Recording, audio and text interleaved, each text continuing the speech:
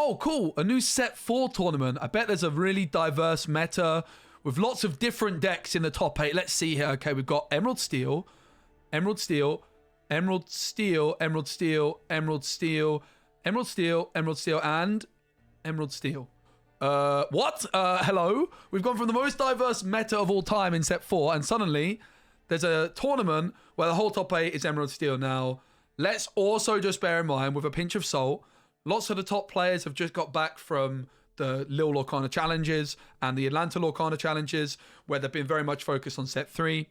It's early days, but clearly Emerald Steel is an incredible deck. And in today's video, we're going to be looking at all of these top 8 versions of Emerald Steel. I'm then going to build my own version of Emerald Steel, and we're going to talk about, is the deck the best deck in the game? What are the weaknesses of it? And how can you beat it if you don't want to play it? All right, first and foremost, we've got Kevin Johnson Emerald Steel. Now, I have to say, I got it wrong with Diablo. I said that Diablo is going to be the most overrated card in the game.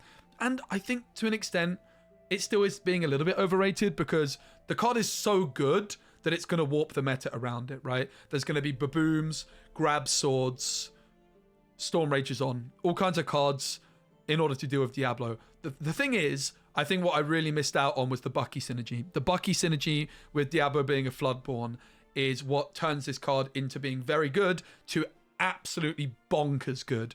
And I would imagine that Bucky is going to be the theme of all of these Emerald Steel decks. I will say, I think there's definitely some merit to playing Emerald Steel without Bucky, but one problem you instantly have is without Bucky, you're going to be struggling against the Bucky decks. Now, the other thing to bear in mind is, since this tournament was so heavily dominated by Emerald Steel, then the decks that did best, the whole of the top 8 in a single elimination bracket, is Bucky Discard. The decks which came out on top are going to be the decks which are best in the mirror matchup. So we also have to bear that in mind with a pinch of salt. If we just take a look at the rest of the setting as well, there is very little Sapphire Steel. There is very, very little Ruby Sapphire. So, guys, like, really, a lot of people have asked me to react to this. I really, really don't want you to get ahead of yourselves and think that this is just the completely S-tier deck. Is it one of the best decks in the format? Absolutely, yes, it is. But is it unbeatable? Definitely, definitely not. People are very bad at, when they see a deck doing well, just accepting, oh, this is just the best deck. But look at what just happened in Atlanta. We saw 3 months into the metagame, a brand new deck come out of nowhere and win the whole tournament. So we're 2 weeks in to Set 4 Ursulas Return. Let's just relax a bit. But, of course, this deck's good. 4 copies of Bucky. The main thing this deck is looking to do is the Diablo on 1. And what is very interesting about the Diablo on 1 is obviously you look at your opponent's hand. So you're going to see if your Diablo shift is going to be safe. If your opponent has cards like Baboom in hand, you probably are not going to want to go for that. But otherwise, you can go for it. Of course, with Diablo, to shift it in early, you can discard one of your song cards. So Storm Rage on, Strength, Sudden Chill, or Grab Swords. What you can also do therefore, so on turn 2, you play your Bucky and you shift in your Diablo to instantly discard a card from your opponent. And then you could also sing something like Storm Rage on or Strength with Diablo. You can also sing Sudden Chill with Bucky potentially as well for just big, big aggressive early game. Now, the Aladdin is also a really good card because it's another 3-cost Floodborn. That is a big thing which has happened with Set 4, and a big reason Bucky is making a big comeback is because there's now these 3-cost Floodborns. Your Bucky can start getting value a lot more quickly. Of course, if you can get 2 Buckys down as well, you can even shift your Diablo onto your other Diablo, for example, for a double discard play.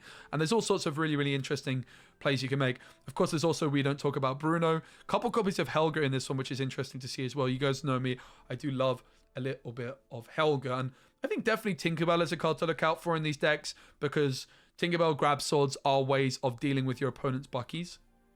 I can definitely see those being good. I think the other thing to mention about Aladdin is the fact that it's able to get rid of items is very, very powerful because a lot of the other best decks in the meta, mainly looking at Ruby Sapphire and Sapphire Steel, are playing a lot of items. And Aladdin being able to discard or banish those items rather is going to be really powerful. So probably going to see more Babooms in the decks moving forwards. I would also expect to see maybe some shift Tinkerbells, maybe some morphs to get this Tinkerbell down early to answer opponents' Buckies. Because again, this was basically an Emerald Steel mirror matchup tournament. So the decks that did best are going to be good in the mirror.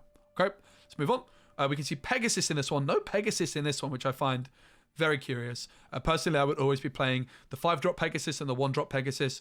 I really like the 1-drop Pegasus on its own, but of course this Pegasus being able to be a Floodborn for Bucky also makes your Bucky evasive for a turn, which allows you to sing Sudden Chill with Bucky potentially. Only 2 copies of Sudden Chill. I'm also a little bit surprised to see no Ursula in this one. Oh, there is Ursula in this one, okay. I would probably be expecting to see more Sudden Chills in the list moving forwards. I think that extra bit of discard tempo, being able to sing with Bucky to empty your opponent's hand, could be really impactful. Very, very similar list. 4 copies of Bruno in this one as well. No Tinkerbell, no Grab Swords. 4 Beasts as well as in this one. Overall, definitely prefer this list a little bit more. I think like the big thing is the Pegasus I would always be playing. No Babooms in this one though, which you guys know me. I love a bit of Baboom. I don't like Zeus. I think having an uninkable song, not really going to be worth it personally. I think something like Baboom is going to be more impactful. Just dealing with opponents' Diablos, I think is going to be more relevant than the 5 damage you get off Zeus. Still into the top 8. Very similar looking list again. No surprises. Bruno, Zeus, again, only 2 copies of Sudden Chill. Not really much else to say about this one.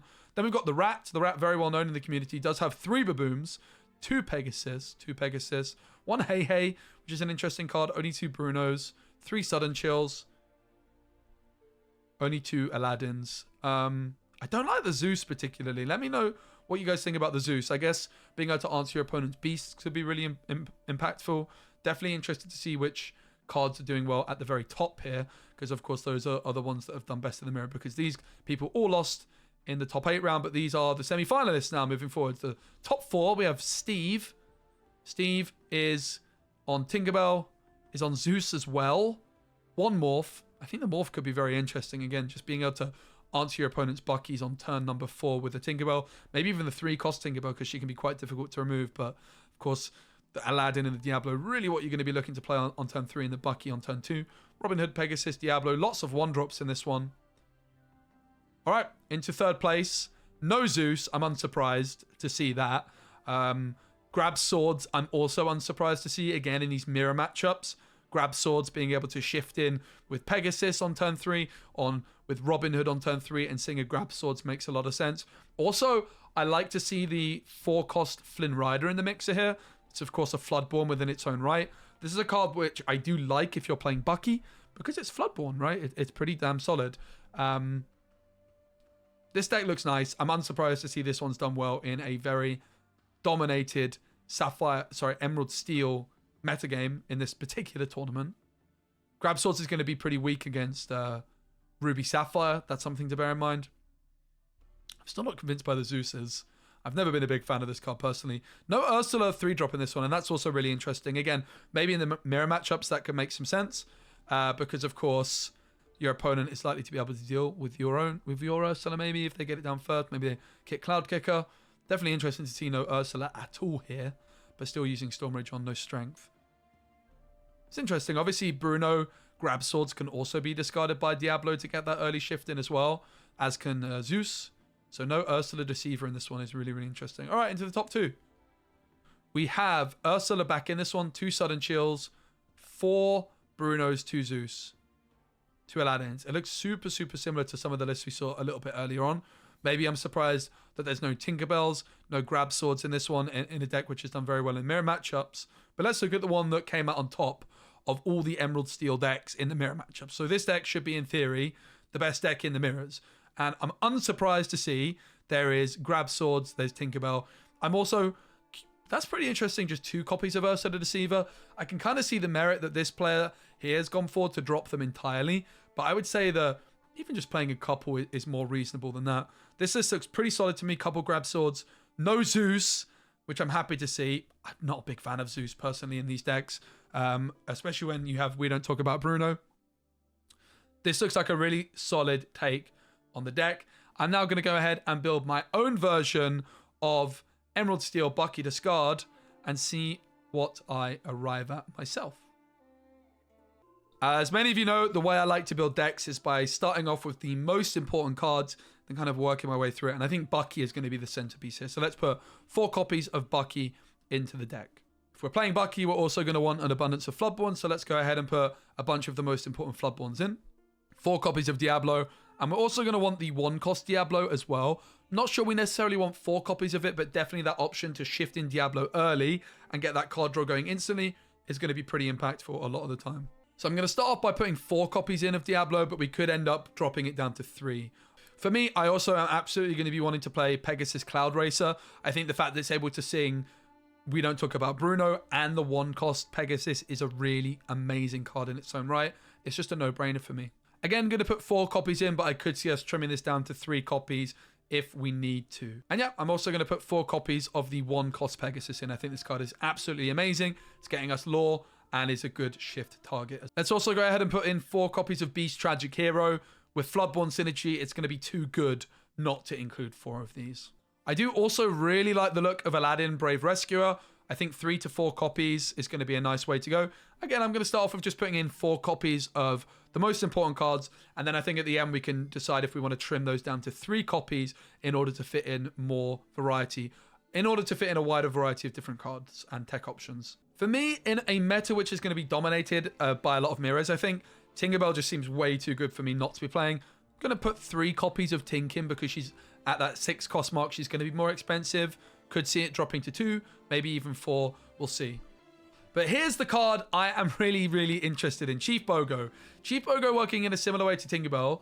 I think that this has just jumped out at me when I've been in the deck builder here as a card I'm very, very interested in. At the start of the set 3 metagame, I had a Bucky Chief Bogo Emerald Steel deck, and I thought it was amazing.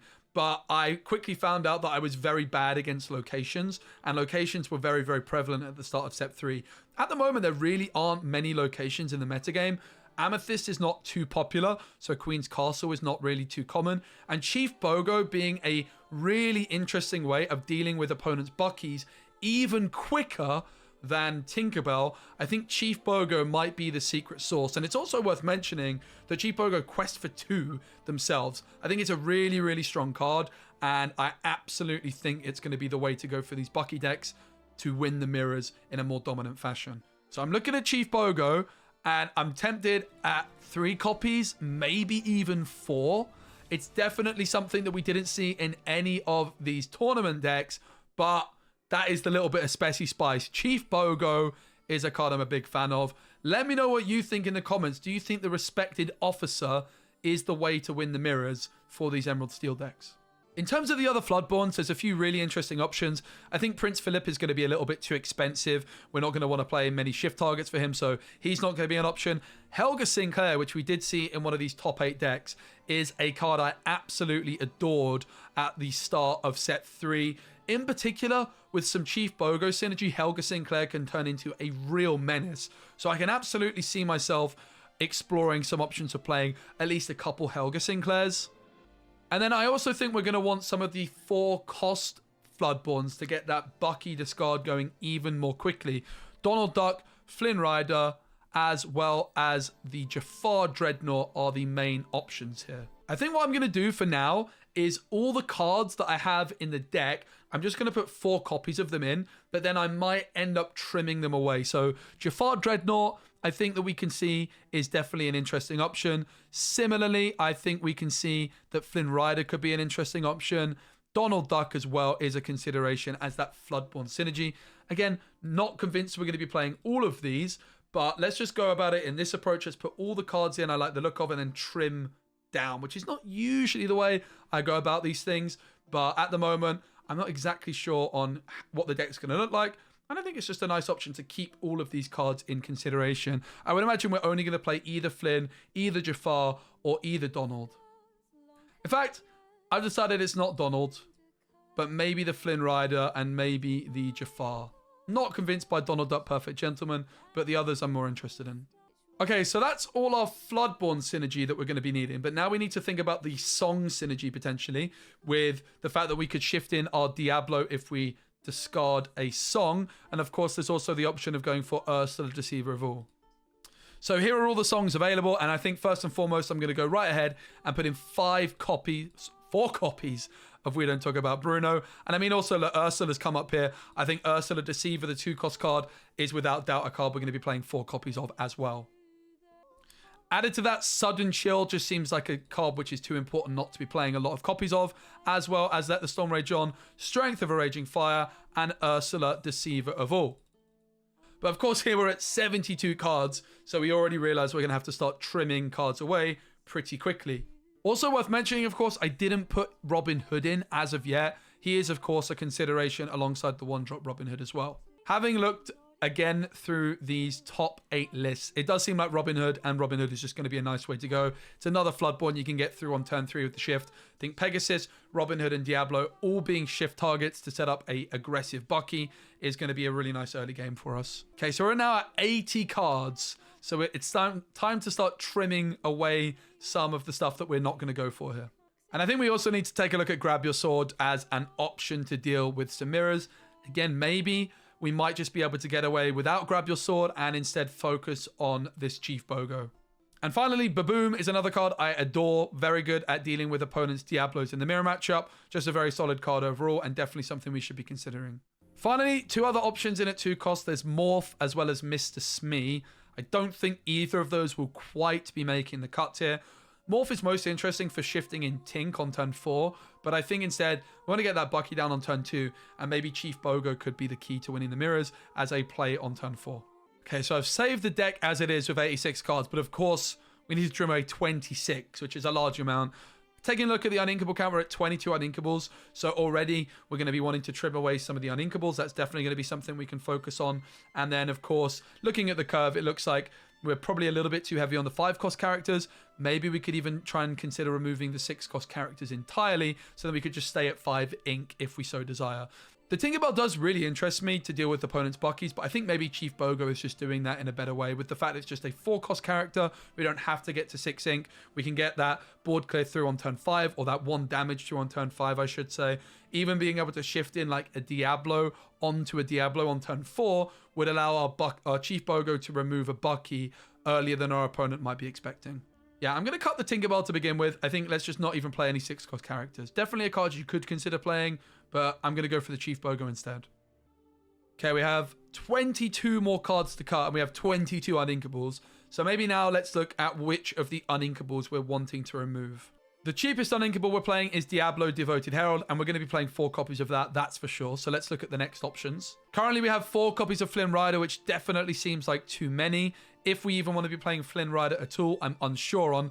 I do think that Flynn Rider seems like the most obvious uninkable cut. Chief Bogo, of course, you could go a different route, but personally, I'm pretty damn interested in the Bogo. It's a card I really, really like, and I think the fact that Bucky is going to be so popular, it just seems like the obvious tech, well, maybe not obvious, but the spicy tech, a card I really love, and I think it's time for Chief Bogo. Helga Sinclair, probably 4 copies of her is going to be a little bit too much, but I do think she's a really nice option to have. We also have Let the Storm Rage On, which for me is just an absolute no-brainer card to be playing 4 copies of, especially if we're playing Ursula Deceiver of All. It's also just a nice card for our Diablo to be able to discard, and our Diablo 3 cost is able to sing it as well. Finally, we're on 2 copies of Grab Your Sword. I do think it could be a really nice option, being able to shift in on turn 3 with either the Diablo, the Robin Hood, or the Pegasus means that Grab Your Sword board clear on turn 3 is going to be a pretty common play we're able to make. And I do think that it's just worth playing a couple copies to help us out in these mirrors again. So the first card I'm going to cut is all 4 copies of Flynn Rider, his own biggest fan. That brings us down to 18 uninkables, which for a deck like this is probably still a little bit too high. So I'm also going to drop down the count of Helga Sinclair to 2 copies. Okay, that now brings us down to 76 cards and 16 uninkables. So we've still got 16 cards to cut in total.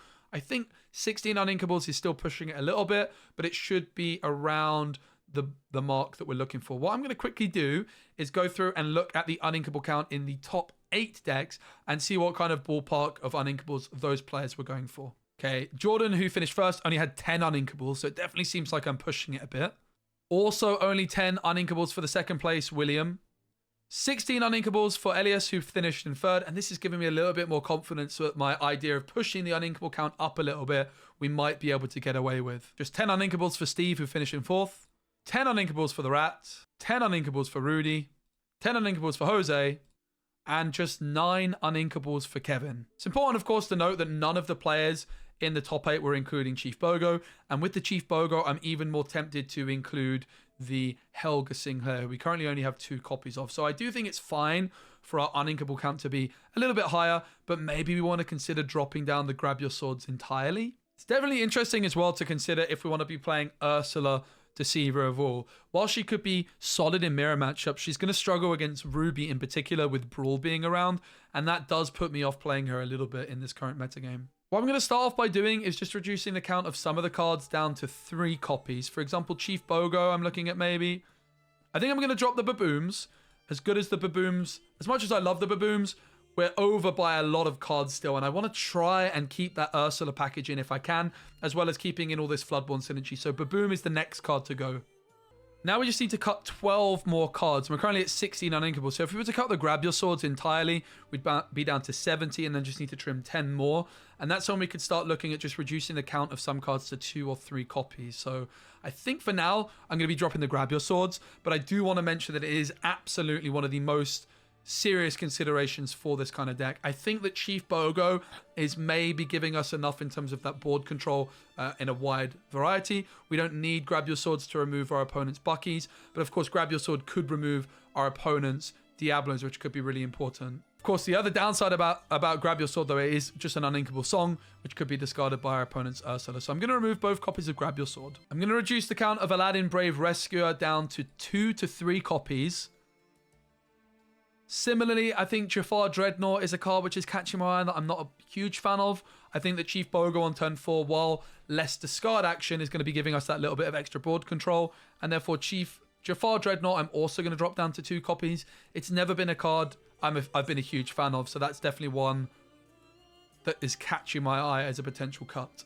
Okay, we're now at 66 cards with just the 2 copies of Aladdin, the 2 copies of Jafar Dreadnought. So now we can just certainly look at trimming away maybe 1 copy of a few different cards. I do think that the Diablo 1 cost card is the weakest of our 1-drops. I think 10 1-drops is probably a decent amount, so I'm looking at maybe going down to 2 copies of Diablo Maleficent Spy. You absolutely could consider dropping down the Robin Hoods as well. Honestly, I do think Robin Hood is maybe being a little bit overrated in this deck, so I could see the Robin Hood being cut before the Diablo. Personally, I'm honestly more tempted to drop down the Robin Hoods entirely. Like, I don't even know if I want this 5-drop Robin Hood over some of the other options that we could be playing. It's very interesting. Personally, I'm really interested in trying to hold on to the Ursula package, and therefore I am wondering if we could ever drop the Robin Hoods. 10 1-cost characters always seems like a decent amount, so because I'm really struggling to fit in everything, I'm looking at playing 3 copies of Diablo, 3 copies of Robin Hood, while keeping those 4 copies of Pegasus. For me, Pegasus is the best 1-drop available. I would never not play 4 copies of it in almost any Emerald deck. I absolutely adore the card. I think it's really, really good. I do think there's something to be said for Robin Hood in general, that maybe you could remove it entirely. It was definitely the card which caught my eye, and it's like, as I'm looking at it, it's a card I'm looking at cutting. But considering that every player in the top 8 was playing Robin Hood, I think that would be a little bit foolish of me to remove it. Okay, we have 4 more cards to cut, everybody. 4 more cards to cut. We could maybe drop down to 3 Chief Bogos. That could be an idea. I suppose a better way of looking at it is what cards would we never cut. I would always play 4 copies of Bruno. Same with Storm Rager on Strength, Sudden Chill. I would also love to always play 4 copies of Ursula Deceiver of All. She is, of course, definitely an option to remove, and then you could play less of these songs. But personally for me, I want to play 4 copies of as many songs as possible. It does seem like Sudden Chill in the top 8 deck list is not being played as a ×4 in a lot of the versions. So I'm going to look at Sudden Chill as a card I reduce the count of as well, down to 3 copies. So Sudden Chill down to 3 copies. I'm going to look at bringing Chief Bogo down to 3 copies. And finally, regrettably, I am going to remove the Helga Sinclairs, which brings us to a 60 card deck. And I think you can probably see why I prefer to build decks where you just put in the cards you know you want, and then you end up at 60 rather than working in reverse order. It does make it pretty difficult to work out exactly what the cards are to cut. But here is the list that I have arrived at. We're down at 11 uninkables, which feels like a more reasonable amount. We still have 10 1-cost cards with 3 Diablos, 3 Robin Hoods. I've kept in the Ursula Deceiver of All package as much as possible with just 3 Sudden Chills, but then the 4 Storm Rage on, 4 Strength, and 4 Brunos. 2 Aladdins, 2 Jafars is definitely where I would consider trying to add in some more of those Floodborn characters, and that might be something that our deck is a little bit weak at. And the Chief Bogo is my kind of tech option. Definitely some different ways you can go about this, of course. You don't need to go for the Bogo. You could try reducing the count of Ursula, Deceiver of All, or just remove her entirely. I also do think that maybe Robin Hood is one to consider dropping down as well. I'm not sure you necessarily need it, but definitely a very exciting deck. I would always play the We Don't Talk About Brunos.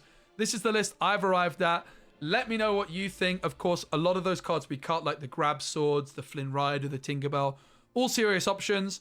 This is what I'm going to be playing, though. Hope you guys enjoyed my take on Bucky Discard. Give the video a like if you did, and subscribe for more deck guides coming very soon.